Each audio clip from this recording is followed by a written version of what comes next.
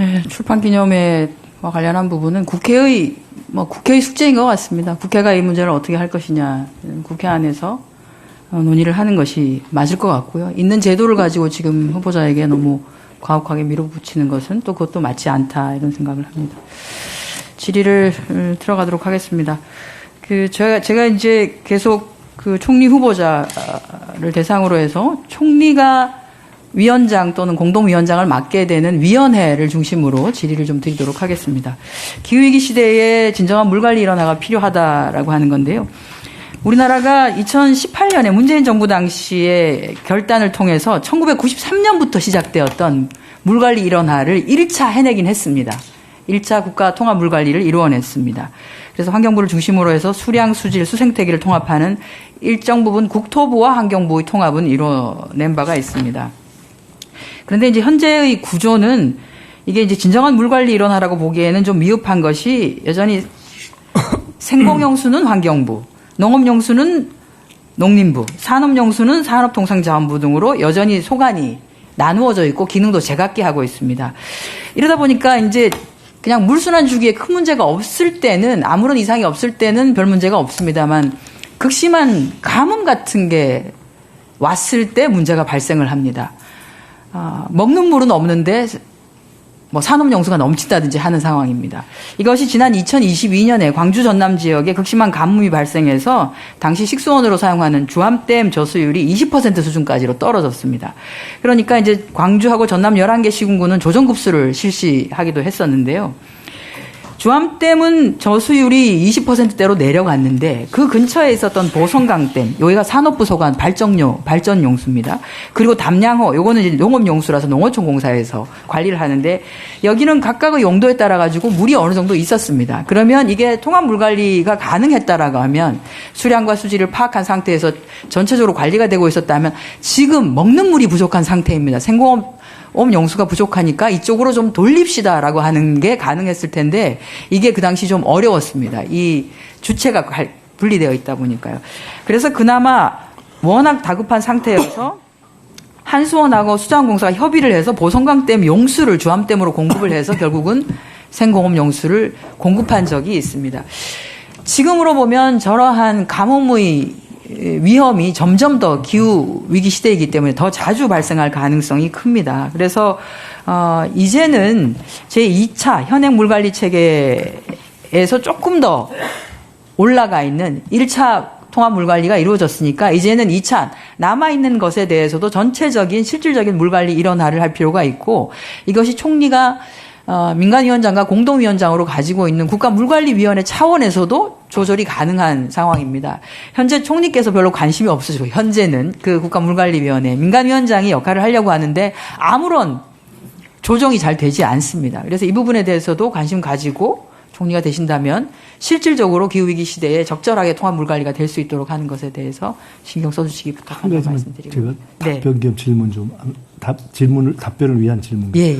혹시 저 세 가지 농림, 산자, 환경에 관련한 종합 물관리에 지하수는 어디서 합니까? 지하수는 환경부에서 합니다. 예. 네. 제가 그것을 포함해서 답변을 드리겠습니다. 네. 지금 말씀드린 통합 물관리의 필요가 당연히 존재하고 그에 더해서 제가 관심을 갖는 최근의 사안 중에 하나가 싱크홀입니다.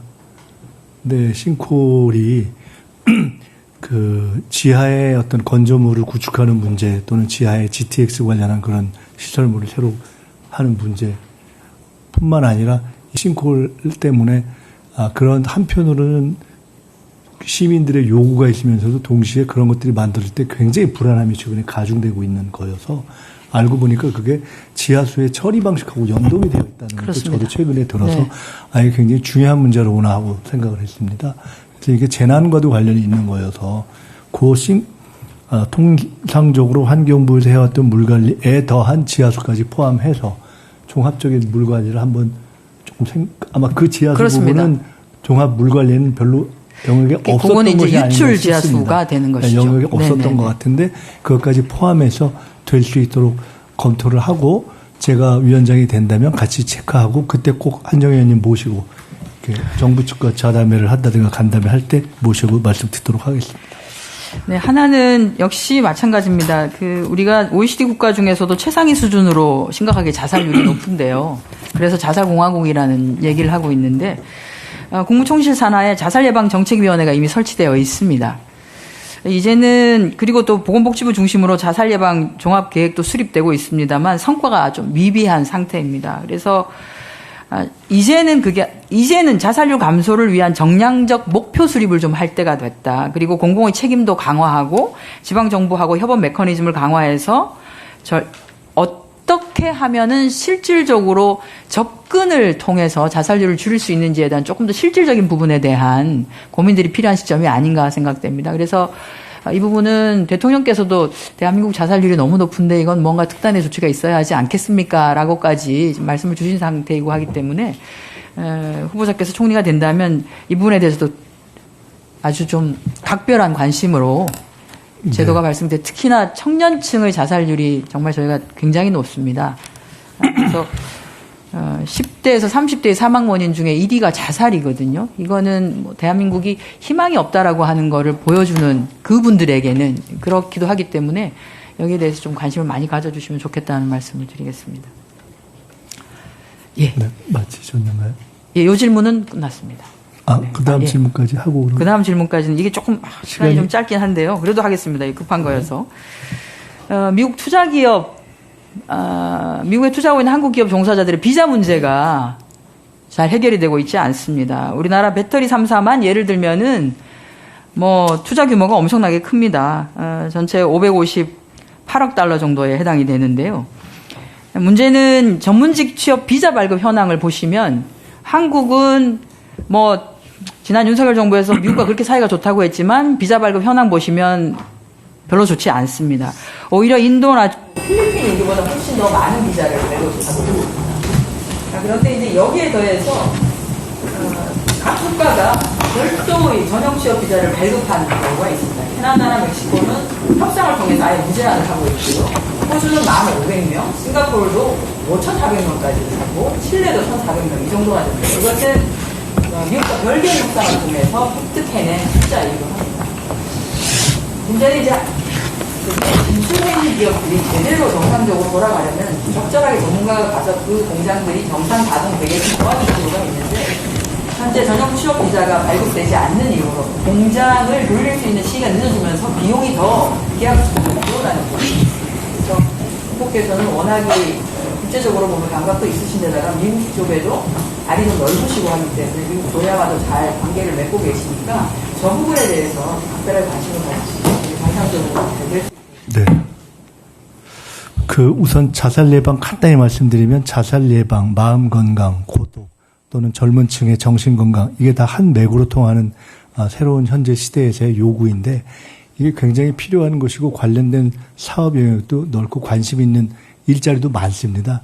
이게 하나 아쉬운 것이 지난 시기에 김건희 씨 관련한 것으로 이게 오염된 측면이 있어서 좋고 필요한데 조금 정치적 논쟁이 있었는데 그 요소를 걸러내고 건전하게 이것이 잘 될 수 있도록 반드시 좀 관련 정책과 이것들을 정리하겠다는 말씀을 드리고요. 특별한 관심을 저도 가지고 있습니다.